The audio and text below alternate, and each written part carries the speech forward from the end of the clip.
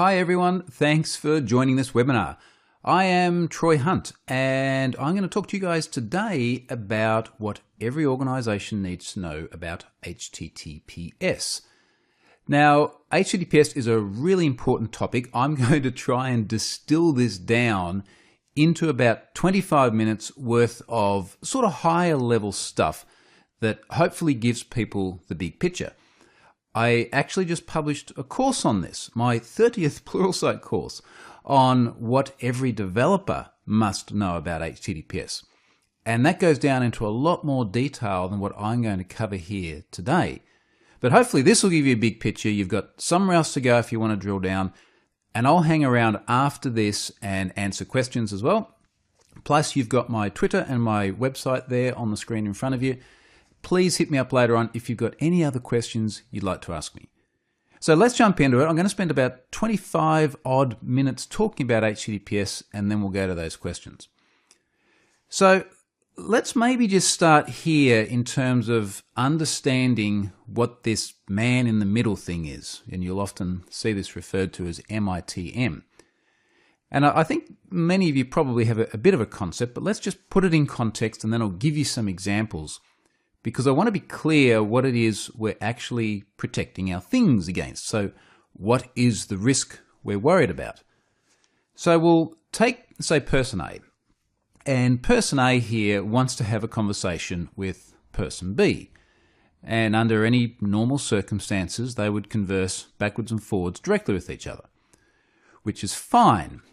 Now, when we get to the concept of a man in the middle, we bring in another party.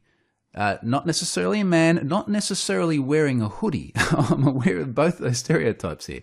But the concept is that when you have this individual between the other parties wanting to have a conversation, they may be able to intercept and then relay messages.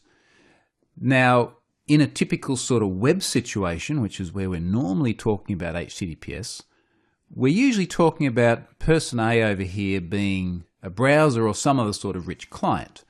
So for example, this is someone opening up Chrome on their local machine, and then person B here, which I guess we could probably fairly say is party B, is a website. So you're wanting to browse backwards and forwards to a website and you're doing it over HTTP. So in this case, the man in the middle is sitting between the browser and the website. And when we go backwards and forwards with HTTP, the problem we have is that by default, that is not a secure transport protocol. And it's only once we add the little S at the end and we get into certificates and things like that, that we actually get encryption between those 2 points. And encryption does a few important things for us as well.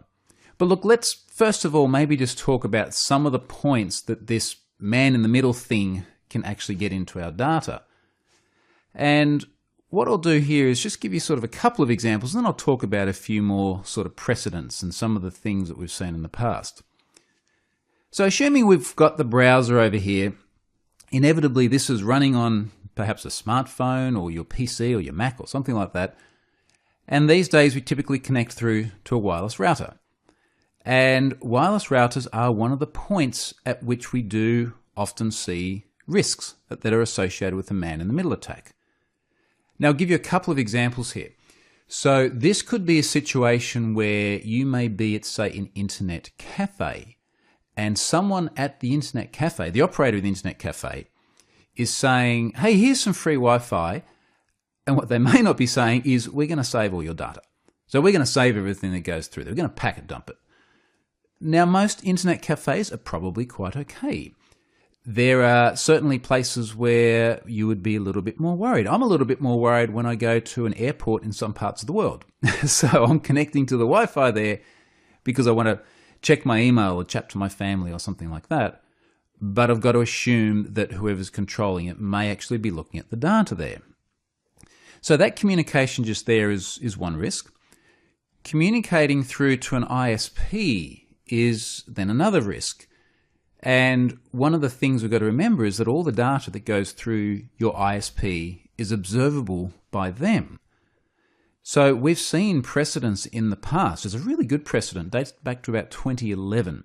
Wasn't so good for the people there, but in order to be good in terms of demonstrating the problem, Tunisia had a lot of political uprising, a lot of unrest back about that time, and the government decided that they wanted to steal Facebook credentials. Now back then, Facebook was actually loading their login page over HTTP. And what happened is the Tunisian government instructed the ISPs to intercept the login page as it was being sent to the browser and put keyloggers on it. So that was a good example of where ISPs get into your things. And these days as well, we're also a little bit more worried about ISPs doing things like mandatory data retention.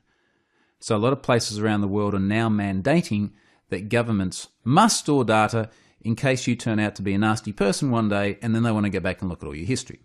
You probably won't, but they're going to store it anyway, just in case. Now, of course, then ISPs go back out over things like the internet backbone and they speak to web servers. And of course, that's another point of possible inception or possible insertion. Now, when you look at all this, obviously there are different risks in different places. As we get sort of further to the right, it's more sort of nation state and critical infrastructure stuff. As we're further on the left of this diagram, it could be an attacker sitting in a cafe with a Wi-Fi pineapple. If you don't know what a Wi-Fi pineapple is, Google Troy Hunt Wi-Fi pineapple and you'll see many examples. Very cool thing, very effective at intercepting traffic. So these are just sort of some examples of where an MITM gets into our things. And you've probably all seen cases where this has happened, even if you haven't really thought a lot of it. So I'll give you an example. This is a man in the middle injecting content into my old blog before I went HTTPS. Now, to be honest, I wasn't sort of overly happy in seeing this. This is Norwegian Airlines. And what Norwegian does is they say, oh, you're on the plane, you can have free Wi-Fi. You might really like to see how far through the sky the plane is. And they inject into the page this little plane that you see at the top of the page, but they can only do it to HTTP traffic. They can only do it to unencrypted traffic, where they can then modify the page and effectively compromise the integrity of the content. You also see this sort of thing when you go to a hotel and a lot of internet cafes or a lot of spots with free Wi-Fi. So you know how you connect to the internet, and let's say you shut down your PC. So you fire your PC up, you connect to their internet with your wireless, it automatically opens your browser. You've got 50 Chrome tabs open. Every tab that is not HTTPS gets hijacked by the service you're connecting to.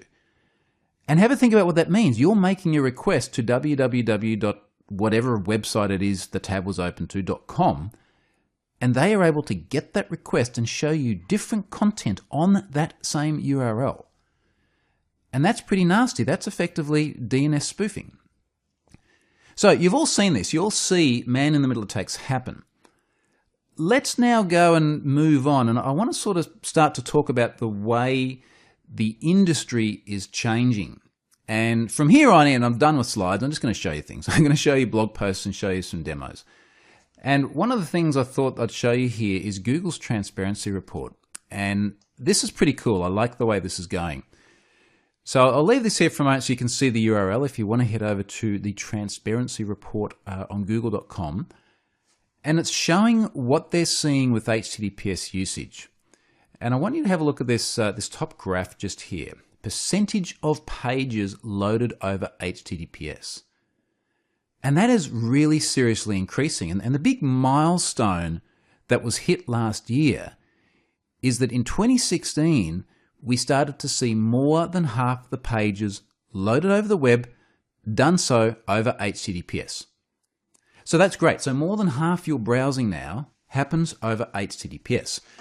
And you can see how quickly that's increasing as well. Obviously, it depends on what client you're on in terms of how much of your traffic tends to be HTTPS. Clearly, there are different browsing behaviors on, say, an Android to something like Chrome OS, which is sitting up there on the top. Point is, though, that more than half is now HTTPS, even for that little Android browser.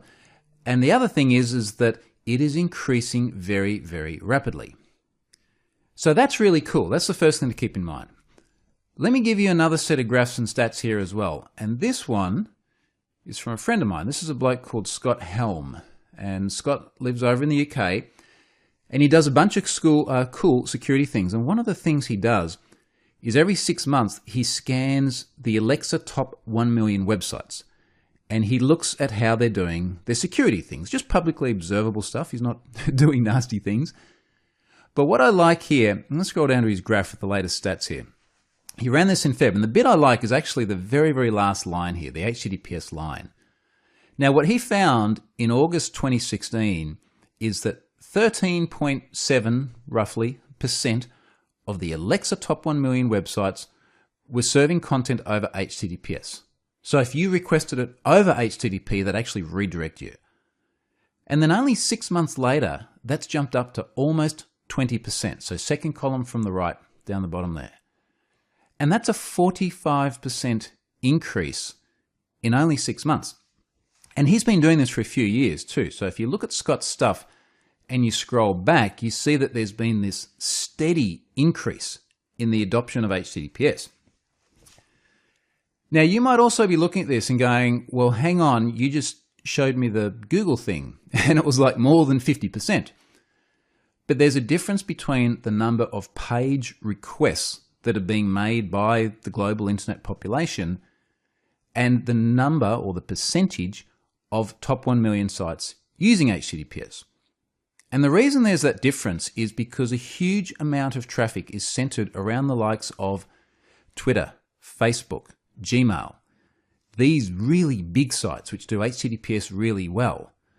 So that's why we're actually seeing the percentage volume of traffic is a lot higher than the number of websites. But the one thing that's common between both of those stats is that we're seeing this really rapid uptick. And if we continue at this rate, it's not going to be too long before we see more than half the Alexa top 1 million going secure. Now, of course, there's a very, very long tail of websites after the top 1 million which still aren't secure, and their figures are inevitably a lot lower than this. So there's a bit more work to be done than what this sort of suggests. But the trend is in the right direction. That's the really good thing. All right, so they're the first two bits. I wanted to sort of establish what is it that we're trying to protect against by using HTTPS and give you a sense of how fast it is moving. So let's now talk about some of the drivers, some of the reasons why you want to go HTTPS. And instead of saying, well, because hackers will get into your things and do nasty stuff, let me give you some sort of more tangible, immediate term drivers that are going to make you want to go HTTPS for all of your things if they're not already.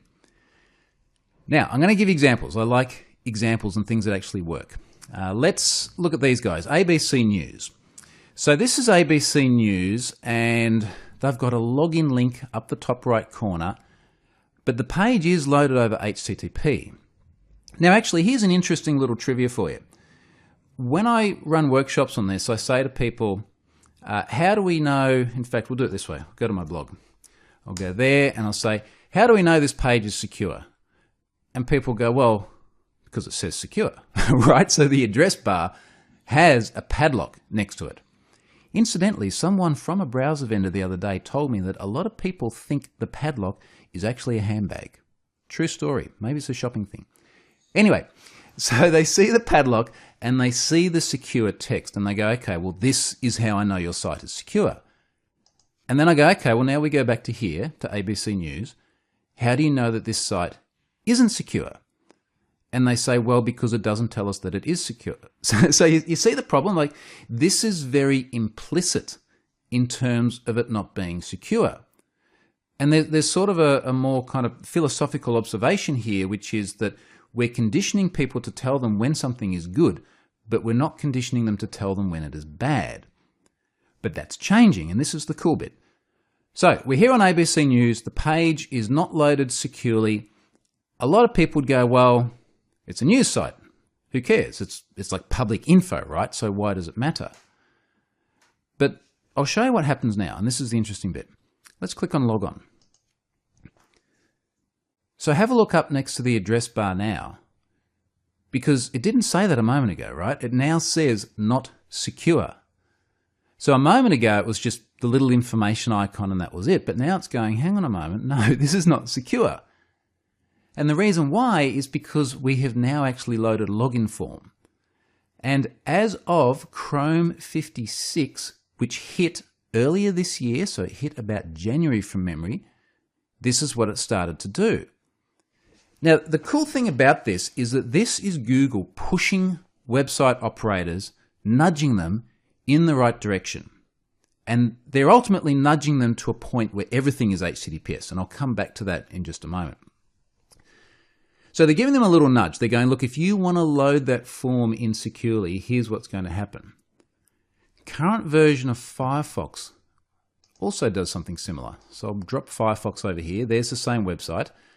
Now you'll see at the moment we've got the same little information icon next to abcnews.go.com. Go to the login box, and now they've crossed out the padlock, right? So this is a much more explicit indication that you might have a security problem, or a trust problem is probably a fair way of putting it, on this page. Firefox goes a little bit further too. I like what Firefox does. Let's click in the username or address field. See that? This connection is not secure. Logins entered here could be compromised. Learn more. And that's very contextual. And indeed, one of the complaints people have made is that just by putting a little indicator up in the address bar doesn't really have enough impact. But here, the username field, and then when I tab down to the password field as well, does the same thing. So very explicit warning. And the thing that you've got to start thinking about now, for those of you running websites, is do you really want people coming to your website to see security warnings? Now, the answer should be no, all right? Just in case it's not really obvious. You do not want people seeing security warnings because that impacts trust. And regardless of all the good things it does security-wise, you also don't want to have this problem with losing customers. So that's really important. That is in the current generation of both Firefox and Chrome. But they're also only just getting started. So at the moment, if I go back to Chrome for a second, you will see this visual indicator on any form loaded in Chrome that requests a password or credit card information. That's good, but that's the start. Here's what's coming next, and this came out just recently. Chrome said, you know what else we're going to do? We're going to do this. Now let's work through this little example here. They've said, look, we're now at Chrome 58. We're a couple of versions on from when they first implemented that. When we get to Chrome 62, and I'll zoom in a little bit on this because I want to sort of really point this out, and you load the page, it's going to do this, which is what it currently does. But then if you enter any data at all, not just a username and password, not just credit cards, you're going to get this not secure. So for example, if you have a search field on your page and it's loaded over HTTP, you're going to get a warning in the address bar. If you have the ability to enter any information at all into a form, you get this warning. And it kind of makes sense because you think about what we're saying here. This page was loaded in securely. This could have been intercepted Norwegian airline style and the page actually modified. So this is really good. Now over on the right a little bit, what they're saying here is when you're in incognito mode, even the page itself is going to start to say not secure. So you load, say, that ABC News page. There's no input fields, nothing on it. By default, in incognito mode, it's going to say this is not secure. And what Google has actually said here is they said, well, there is actually a greater expectation of privacy when you're in incognito mode. And because of that heightened expectation, we're going to give you the visual warning. So the story here is that there are more and more and more indicators of risk that are appearing from the browsers when pages are not secure. And there's even more to come, because if I scroll down a little bit towards the bottom of the page here, they have said our plan to label HTTP sites as non-secure is taking place in gradual steps. Now this is important, and I think eventually down here they say, we plan to show not secure warnings for all HTTP pages. So if you build a website and it just purely has cat videos on it, and you don't load it over HTTPS, you're going to start to get warnings. Now we can have a glimpse into the future, and I'll show you how we do this. I'm going to drag over another little tab here. I'll show you a bank. This is Lloyd's Bank. Now Lloyd's Bank is not secure. We know it's not secure because it's not telling us it is secure. All right, so it's this implicit indication again. But here's something cool we can do. I can grab a new tab and I can say, give me Chrome flags like this. And then I can search for non-secure, and I can change this setting down here, which says mark non-secure origins as non-secure. Now at the moment, this is on Chrome's default setting. But here's what we're going to do. We're going to change this to always mark HTTP as actively dangerous and relaunch Chrome. And what this is going to do is this is going to give us this glimpse into the future. Let's have a look at Chrome now on Lloyd's Bank. Now imagine you saw that when you went to your bank. Great big red triangle, red not secure, up there in the address bar. You would probably look at this bank and say, well, maybe the bank is not secure because the address bar does kind of say not secure. And this is where we're heading. We don't have a timeline on this. It's not going to be this year. I don't even know if it'll be next year. Might even push into 2019. But when you look at the rate at which Chrome and Firefox are starting to add these visual indicators, and the warnings that Google have given us many, many times over now, this is not the first time they've said this, you've got to conclude that at some point in the future they're going to do exactly what they say they're going to do. So the lesson for people here is it is really, really important to start moving all of your things to HTTPS, because if you don't, you're going to get this. You have to at some point in time. It's just not negotiable. You won't be able to run on the internet. So have a think about this. What have you got that's loaded over HTTP which needs to move? Now, let's do one more thing, because I'm conscious that a lot of people say, look, I'm a little bit worried about going to HTTPS because there's all sorts of problems. And in the course, I have this section on debunking myths, and it debunks a lot of myths, the cost, the complexity. And one of the things I debunk, and this is sort of the last thing I want to show today because it's really cool, is that HTTPS is slow. Because people say, well, you got to encrypt stuff on the client, and then you got to send it over to the server. This is after you do this sort of negotiation handshake, and then you got to decrypt it there and and they say that it makes things worse. Here's what I want to show you. There is a really cool website called HTTP versus HTTPS.com, and you will want to show all of your friends this after you've seen it because it's amazing. Now, this is loaded over HTTP. We know it's not secure because we've told Chrome to give us that great big warning, and it's downloading all of these assets on the screen. And it goes, okay, we're done. Took about 14 seconds. Please try HTTPS. So we do this. We go, all right, let's give HTTPS a go, see what happens there. And you go, whoa, look at that. That was good. Like it took 10 times longer over HTTP to load the content. This is amazing. How is this possible? Because HTTPS is meant to be the slow one.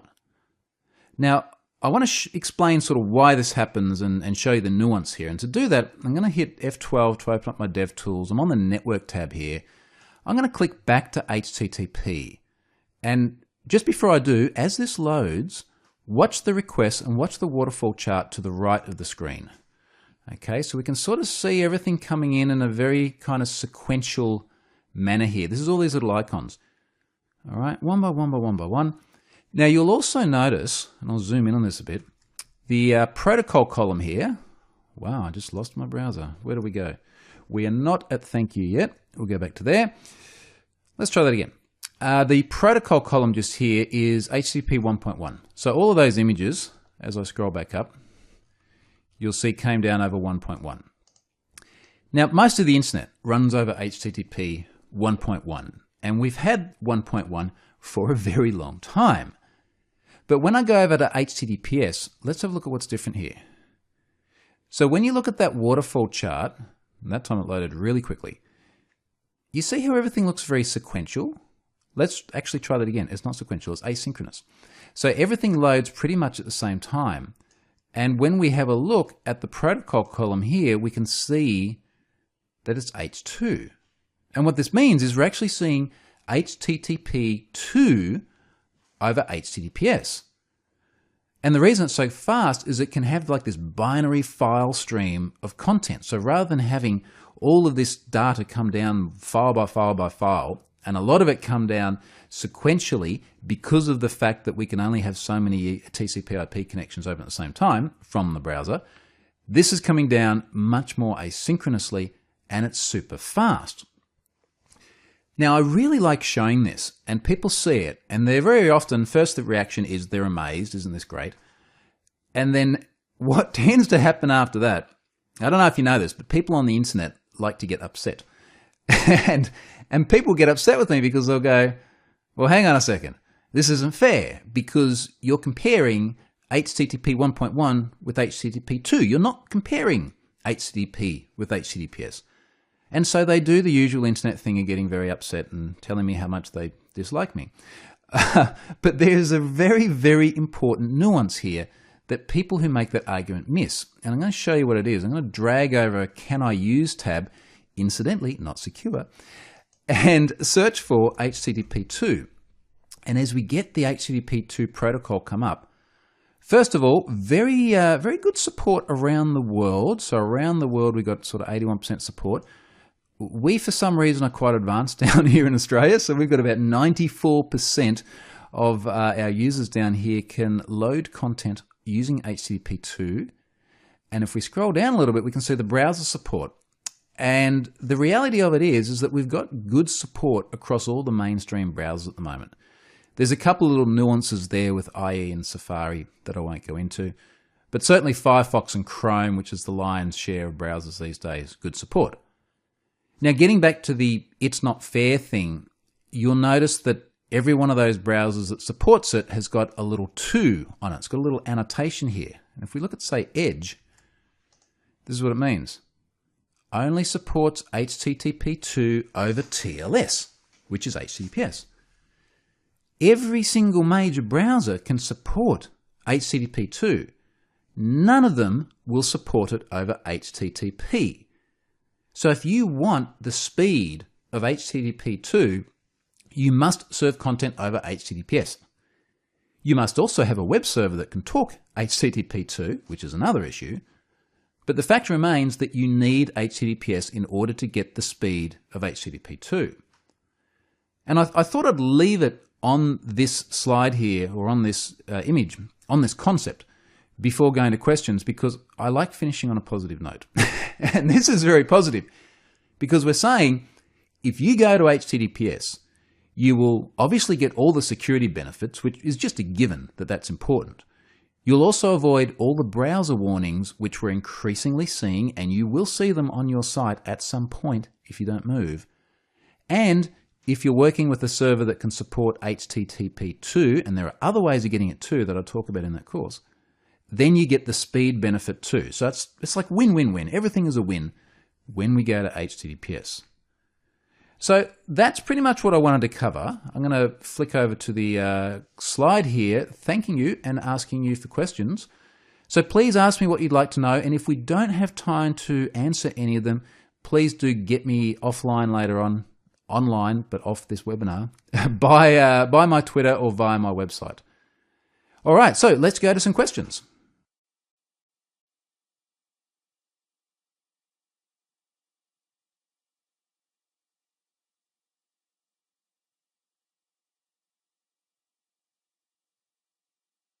Awesome. Thanks, Troy. Let's take a look at some of the questions that are coming in real quick from everyone that's on the webcast. We had a question that came in from Richard during your presentation. He said you showed an example of where the site does not include SSL when allowing users to log in. However, what about websites that implement SSL on their login form but nowhere else? Does this also pose a security risk? Could you speak to that?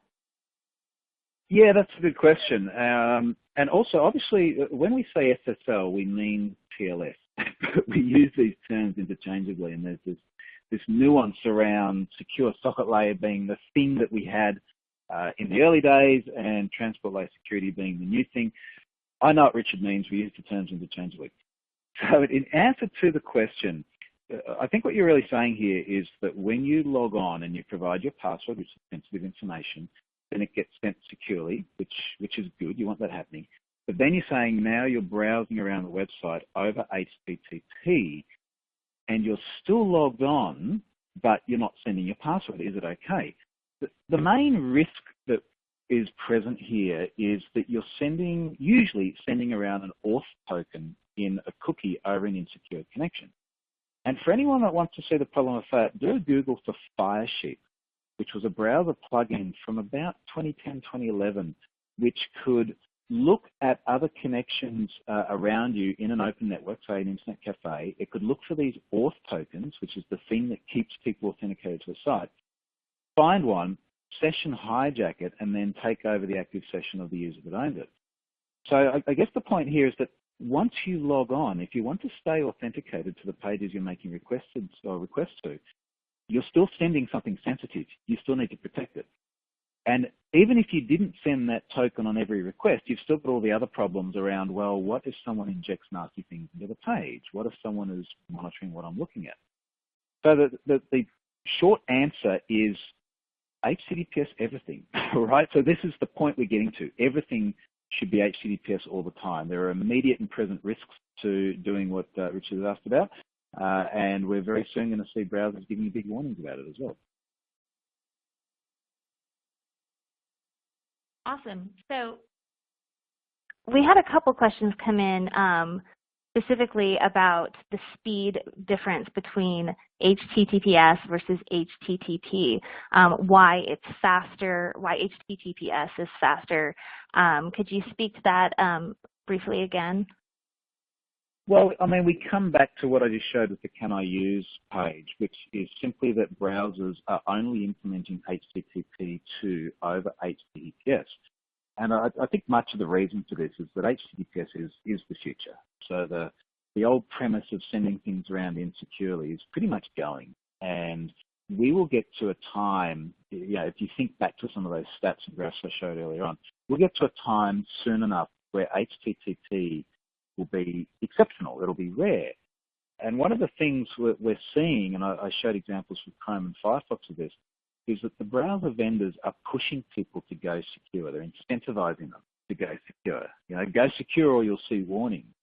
And I suspect that's a part of why we're not seeing HTTP2 implemented over the insecure protocol as well. So I think in terms of what we can all do about this, the thing that we have entirely within our control is the choice of whether we use a secure protocol or not. And the writing's really on the wall. We have to be going in that direction. And then we get things like the speed advantage as well. So many great questions coming in. Everyone, please continue to submit your questions. We'll try to get to as many as possible. And as we go through them, we'll try to answer, if there are several that are similar, we'll try to speak to both of them at the same time. So Troy, you spoke about this a little bit at the beginning of your presentation. So if you could address it again, if HTTPS is so great, why is there so much resistance on moving towards it? Yeah, this is a really good question, and I kind of ask myself this sometimes. What do you mean you're not going HTTPS? I will answer that just while I think of it. If anyone doesn't get time to get the question answered, jump onto Twitter and hit me up by there afterwards as well. But let's address that, and this is really sort of about the barriers to adoption. And in that Pluralsight course I mentioned, the one about what every developer should know about HTTPS, there's a dedicated module on the barriers, and they include things like, traditionally people have said, well, it's expensive. And you used to have to pay quite a bit of money for certificates. More recently, you'd pay more like about $70 a year. Now, between Let's Encrypt and Cloudflare probably being the two most influential players, you can get it for free. So if you go to my blog, troyhunt.com, that serves over HTTPS, and I don't pay a cent for the certificate because I use Cloudflare's free service. barriers have also included things like difficulty to implement. It can be painful to go and get a certificate, get it in the right format, get it loaded, get it configured. Particularly with Cloudflare, you go to cloudflare.com, you say add site, and 5 minutes later you've got HTTPS over your site for free, with the most technical thing being there that you need to change the name servers on your DNS provider, and that's it. So that barrier is sort of gone as well. Speed is another barrier, and we've just covered the fact that, look, HTTPS actually gives you the ability to go faster than you did before. Another barrier, again, has been the support by downstream services. So one of the arguments that was particularly popular probably about 3 or 4 years ago was, I've got advertising on my blog and Google AdWords doesn't support HTTPS. So if I was to put an ad over HTTP on my HTTPS page, I'd get a warning. I can't kill my ad revenue by going HTTPS. That argument's gone because every downstream service of any significance now supports HTTPS. So basically, we've been knocking off all of these barriers one by one by one by one, and this is inevitably why we're seeing these massive growth rates at the moment as well.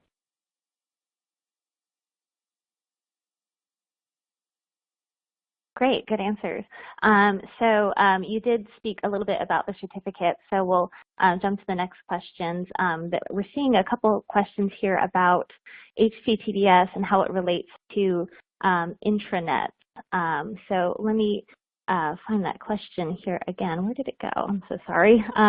But whether or not it would speed up intranet, if it was something that people should be concerned about internally as well. So I've got a pretty good idea of where we're going with that, because this often comes up, and there's sort of 2 parts to this question that I often see. One is there is a more general sort of security observation of, hey, we're behind the firewall. Does it really matter? You know, like, does it matter if we have SQL injection risks or direct object reference risks or things like that if we're behind the firewall? Because everything behind the firewall is safe, right? And, you know, we're having this discussion less than a week after this WannaCry ransomware, which did a very good job of screwing up a lot of stuff behind firewalls. And the first sort of part of the response here is you've got to assume that things behind your firewall are infected, because very often they are. And I'm just by pure coincidence, I'm holding a USB stick in my hand right now. And the number of people that have taken infected USB sticks and chucked it into their computer behind the firewall, you know, it happens a lot. So that's sort of part of it. You've got to assume compromise behind the firewall and design accordingly. The second part of it then is, well, should we actually be communicating to internal systems over HTTPS? And really sort of part of the answer goes back to the first point, which is, well, if you assume internal compromise, yes, because if someone is able to drop themselves into a switch or a router or any other sort of network point within that environment, they do have the ability to observe traffic. And the second part of it is, well, how do organizations implement that? And this sort of goes off on another tangent, but a lot of large enterprises do have models where they can issue certificates internally, and they can often do so for free, other than going through the rigmarole of forms and bureaucracy, which is another problem. But they can often implement these internally. So you really want to be thinking about that on the inside as well. And remember also that the browsers that you use at home to browse the web are very often the same browsers that you'll use behind the firewall as well, which means that if you've got Google Chrome and you use that in your organization, and you go and load an internal web app over HTTP that has a login form, as of now, the browser is going to be saying you've gone to somewhere insecure. And this is really not a message that you want to be pushing out to people inside your organization. A, because you don't want your stuff to be insecure, and B, because you don't want to start conditioning people to entering sensitive data into a page that's giving you a warning. All right, what else we got, Lindsay? Had a question come in about using HTTPS over ASP.NET Web API. Can you speak to that? Yes, it's a good idea. Do it. I don't know exactly what the question is, but if we talk about APIs generally for a moment, you know, APIs are not that special, all right? So it's still just web requests to a web server over a transport layer. all the same sort of rules apply. So if you're worried about interception, you're worried about someone observing the traffic, modifying the traffic, it's really important to do it securely. If you'd like it to go faster and you have clients and servers that can support HTTP2, it makes sense. Probably the main difference as it relates to APIs is that when they're consumed by rich clients that are not normal browsers, many of the usual browser controls may not apply. So for example, if you're building a rich client, it may not implement HTTPS. So it may not recognize that you've got HTTP strict transport security. You may not be able to use things like a content security policy to upgrade in secure requests. Now that doesn't really matter. It's just simply that it won't implement what's in the browser. But the simple answer here is that if it's an API, well, you've still got to apply all the same security controls to the transport layer. We had several questions come in regarding the typical cost involved in obtaining the certificate license involved for HTTPS. Do you have any idea or any thoughts on the cost involved in certificates?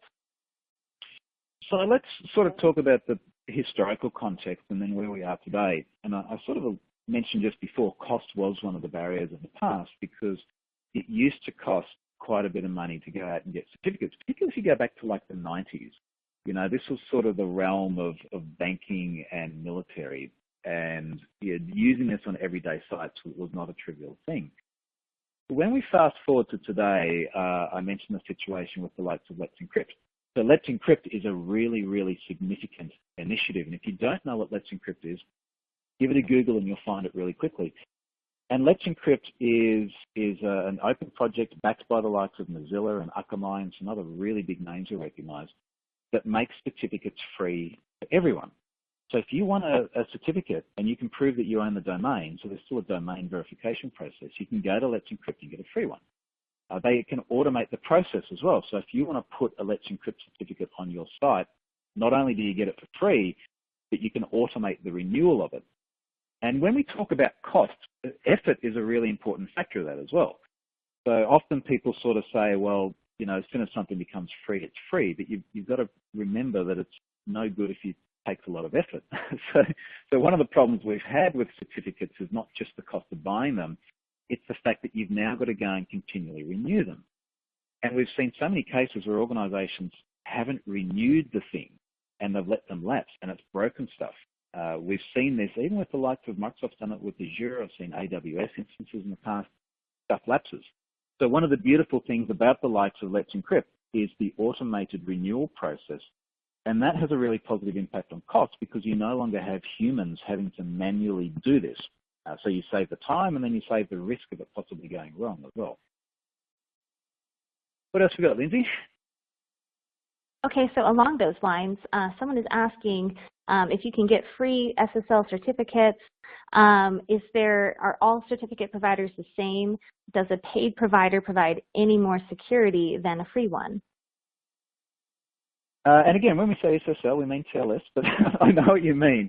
So I think there's a really good question here, which is the security of a commercial certificate better than the security of a free one? So the short answer is no. It makes absolutely no difference. And there's a really good way of checking this. There's a website called SSL Labs. And I know that I've just been saying, let's say TLS, not SSL, but I also said that we use the terms interchangeably. Give a Google for SSL Labs. And what they do is they have a little service where you plug in the URL of a website that serves HTTPS, and it goes and breaks down the entire security implementation certificate. So what cipher suite does it support? What versions of the protocol does it support? It goes on for pages and pages and pages. And go to the biggest, most expensive website or bank you can possibly think of and test that. And then go and test troyhunt.com, which is the cheapest possible way of doing it. And what you'll see is that the security report that comes back, and you actually get a grade, like A, B, C, D, F, and you get lots of detail. You'll see that it's no better than my site. My site's got an A+ rating, not because I've done anything amazing, it's just simply because I've gone and used Cloudflare out of the box. And you'll see that it supports the right cipher suites, the right protocol versions, all this sort of thing. So the actual implementation of the security is absolutely positively no different. The only thing that really differs at all between these certificate implementations is the extended validation certificates. So if you go to, say if you go to my Have I Been Pwned site, you'll see that up in the address bar there's a big bit of green text that says, have I been pwned, and then it's got my name after it as well. And an extended validation certificate is giving you confidence in the identity of the certificate holder. So most certificates, like what you'll see on troyhunt.com, are domain validation. And you get that simply by proving you own the domain. So you, for example, could go out and register a domain, and don't actually do this, please. You could register a domain called something like fastpaypalhelp.com and stand up a phishing site there, and then go and get a free certificate from Let's Encrypt and actually serve your PayPal phishing site over a secure connection. What you can't do, though, is you can't prove your identity as being PayPal. So that's what an extended validation certificate does. So when you actually see that green text up there in the address bar, very common, particularly on banks, that gives you confidence in who the organization is. There is still technically nothing different whatsoever in the cryptography or the security of it. It's just that there's this visual validation and confidence that it gives to users. But really, that's the only difference in the implementation of any of these certs, domain validation versus extended validation. Earlier in your presentation, you showed an example of one website showing a warning and then a browser that had a better example of a warning. Do you have any idea if Internet Explorer is planning on implementing this warning similar to Chrome and or Firefox? Oh man, if someone had to ask me the Internet Explorer question. so to be honest, Chrome and Firefox tend to lead the way over IE and Safari and Edge for that matter in most of sort of the open web security standards. So a really good example, content security policies, which is a browser response header, has been very well supported by Chrome and Firefox. Only very, very recently, within recent weeks, Edge has caught up to things that Chrome and Firefox have been doing for years. Sub-resource integrity is still not supported on Edge, and definitely not in IE, but well supported in Chrome and Firefox. So really that they tend to be further behind in terms of the way they implement these open standards and the visual representations they give people. Now, having said that, Edge has got a really good page that lists all the various features that are in all the browsers and where they sit in the life cycle. So I haven't looked at it recently, and I'm not quite sure what they're doing in terms of visual indicators for non-secure transport layers. But if you're interested, go and have a Google or Bing for Microsoft Edge feature request, and you'll see this page listed. Short answer is I don't know what they're doing, but at the moment they do not have the same visual indicators as the other two. Now, having said that, one sort of interesting thing here is this is going to be a little bit of rising tide lifting all boats, because Chrome and Firefox have obviously got the lion's share of the browser market, and as they start showing these visual indicators, that's going to force more and more websites to go secure, and of course, no matter what browser you're on, you'll then get the benefit of that security. Great. I had a question come in. They're asking, once you set your site to HTTPS, will HTTP2 be the default protocol, or are there more steps to add HTTP2?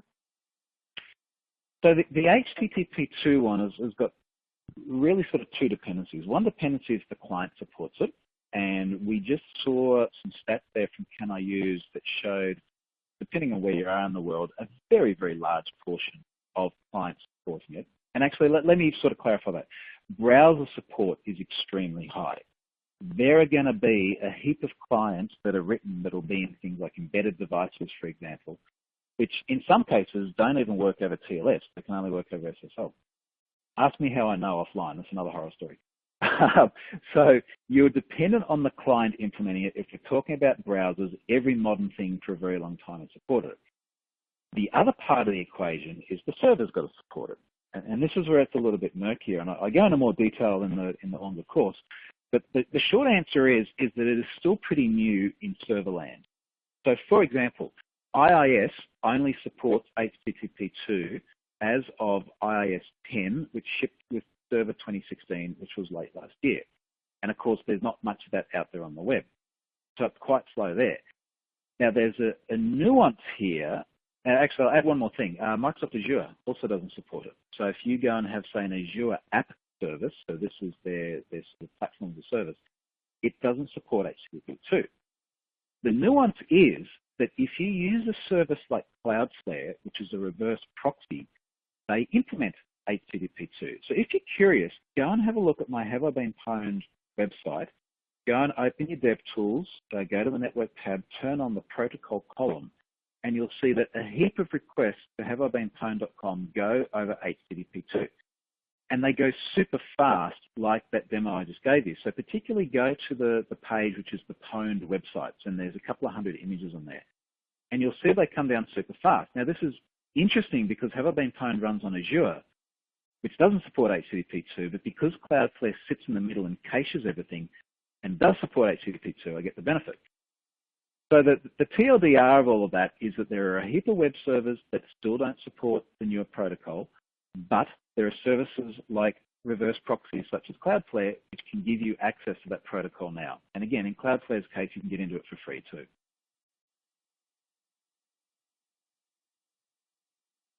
Okay, great. So we are getting pretty close on time, and like Troy said, you can follow him. He's on Twitter @TroyHunt, or you can follow his blog, troyhunt.com. We will be posting the recording of this webinar on our website, and everyone who has registered, and whether you've watched the whole event or not, we will email you a link to the recording as soon as it's available. But we have time to probably take one or two more questions. So Troy, I'm going to look through these and pick some that I'm not sure you have answered yet. Let's take a quick look. Here's a question that has come in. If 100% of web traffic were encrypted, would that not effectively nullify having an encryption key, as now there is an unlimited pool of data to use for reference? Does that make sense? I'm not entirely sure what the question means, but I guess in terms of would it nullify key, no, because keys are still a critical component of this sort of PKI infrastructure where we encrypt communications between 2 points. And we still want to make sure that if both you and I are browsing the website over an encrypted connection, we both have isolation from each other. We have, integrity, authenticity, all the rest of it. So we still have keys, and particularly as you look at implementations of HTTPS, such as perfect forward secrecy, we have more keys than ever. In fact, as we get more and more secure, that tends to be what happens. So it wouldn't change that. I think what's interesting to sort of give a tangential answer here is what else looks different in a world where everything does go HTTPS, because eventually we will be, if not there, then very close to there. So for example, people say, well, would we just entirely disable the HTTP scheme on our web servers? So that might be something that happens in the future. There's not really much security benefit to it if you're using things like HTTPS. So for those of you who don't know what HTTPS is, HTTP Strict Transport Security, when we get to, when that is enabled on a website, such as it is on something like Have I Been Pwned, the browser simply will not even make an insecure request. So you could get to the point there where you say, okay, well, maybe we can just start turning off the HTTP scheme. To get to there, though, we also have to deal with the fact that we've got issues at the moment, like if you open up your browser and you type, say, pluralsight.com into your browser is going to default to the insecure scheme. It's going to go, well, let's try and make an HTTP request. And then Pluralsight might come back and go, well, you should really make an HTTPS request that will give you like a 301, and then your browser makes a secure one.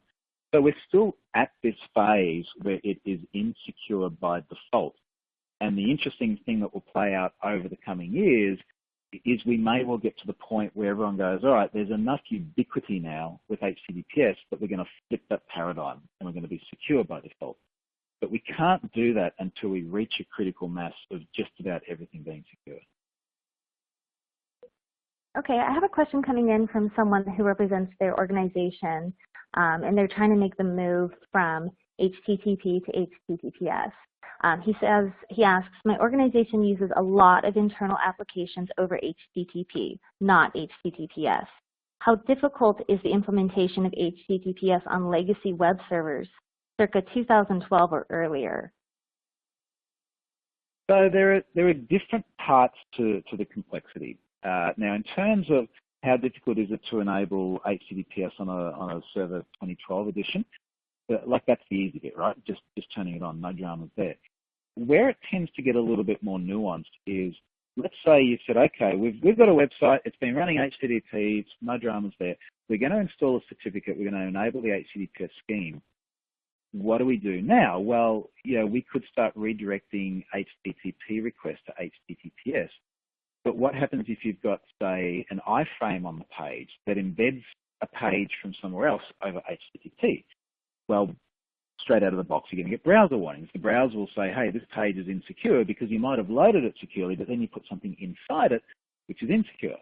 Now, there are some really neat strategies to try and help you resolve that, and I talk about these in more detail in the course. So, for example, there are things like there is an upgrade insecure request content security policy header, and you can add this as a meta tag as well, but it's basically just one line that says to the browser, when you load this page, anything that you put in the page must be requested over a secure connection. And that's awesome because that actually fixes problems for you. There are things like HTTPS, which I just mentioned before, HTTP Strict Transport Security, where when you enable this via a security header, and you can preload it into browsers as well, which I won't go into here, but it's in the course, then your browser by default will only request that content over a secure connection. So there are lots of little sort of tips and tricks to try and make this easier for you. So go and check that out in the course. And again, if people have questions, just ping me on Twitter and ask in more detail as well. I'm happy to answer them there too. Okay, well, we are out of time. So Troy, thank you so much for presenting and taking all these questions. Any final thoughts? So look, I think that is probably it from me, guys. I guess the final message here is that you've got to have plans to move all of your HTTP things to HTTPS, because other than all the really good security reasons, these browsers are going to get more and more aggressive at warning people if they're on your site and you're serving content insecurely. And you kind of don't want to be waiting until that starts happening and you get angry customers. Do it in advance and plan it in advance, because you also don't want to be under duress to do this. So the writing is on the wall. Have a plan to go secure. Awesome. Thank you so much, and thank you everyone for joining us today. Thank you, Troy, for presenting again, and we hope that you have a wonderful afternoon or morning wherever you're calling in from. And again, we will share this recording with you as soon as it is available. Thank you.